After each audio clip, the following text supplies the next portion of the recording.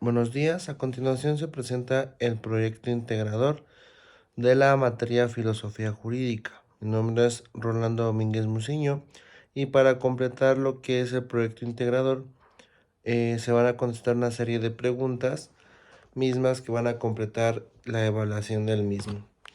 La primera pregunta que tenemos nos menciona qué importancia tuvo la ONU en la Declaración Universal de los Derechos Humanos en el año de 1948. Pues tuvo una gran importancia ya que fue fundamental la Declaración Universal de los Derechos Humanos, mismo que fue en 1948, ya que la ONU es un organismo encargado de convocar a la Comisión de Derechos Humanos, la cual es conformada por representantes de diferentes países. Esto con el fin de poder redactar un documento y esta Declaración Universal se considerará un hito bajo una protección y promoción de los derechos humanos a nivel internacional, con el fin de establecer los principios y todos los estándares fundamentales que se deben de ser respetados por los estados que estén como miembros de la ONU. La siguiente pregunta nos menciona cómo se define el constitucionalismo. Pues bueno, se va a definir como un sistema político y jurídico que se va a basar en una constitución, con una norma suprema que va a establecer los derechos y las libertades fundamentales de los ciudadanos, así como todos los límites y la separación de poderes de gobierno. Asimismo, el constitucionalismo va a garantizar la legalidad, justicia y protección de los derechos humanos a través de una constitución que va a establecer principios y normas fundamentales bajo un sistema político jurídico, en este caso en su país o aquí en México. ¿Qué son las minorías y en qué artículo constitucional político de los Estados Unidos mexicanos se encuentra regulado? Las minorías son todos esos grupos de personas que se van a encontrar en una posición de desventaja o de discriminación en relación con la mayoría de la población.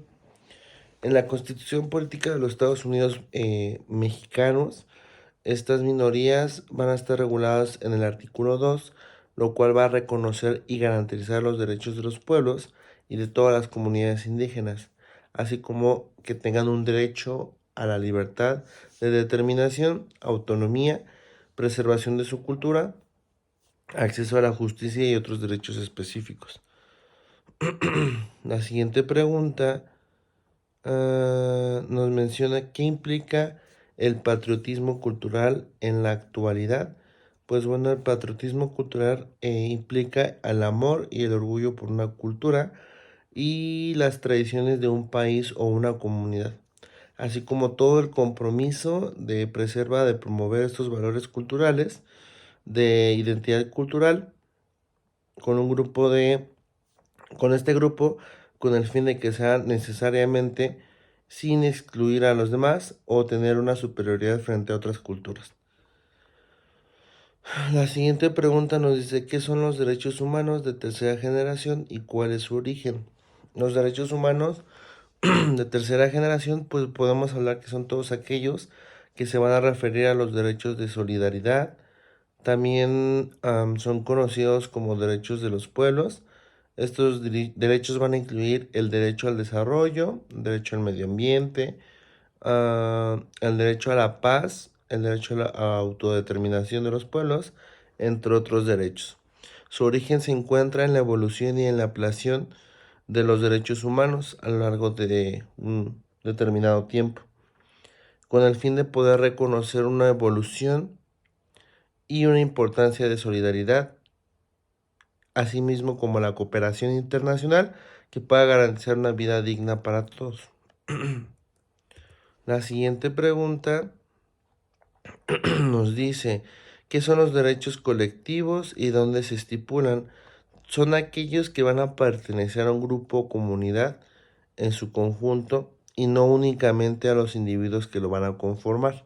Estos derechos se van a referir a la protección de identidad cultural, territorio, lengua, tradiciones y otros aspectos que se puedan ser fundamentales, ya sea para su existencia o bienestar de esa comunidad.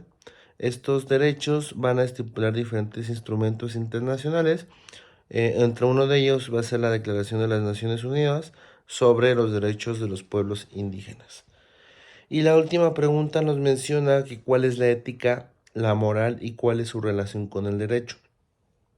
Podemos mencionar que la ética se va a referir al estudio de los principios y valores morales que van a guiar a comportamientos humanos bajo decisiones éticas. Y la moral, por su parte, se va a referir a todas las normas y principios que se van a determinar a lo que se va a considerar lo correcto o lo incorrecto en una determinada sociedad o en un grupo. De mi parte sería todo y muchas gracias.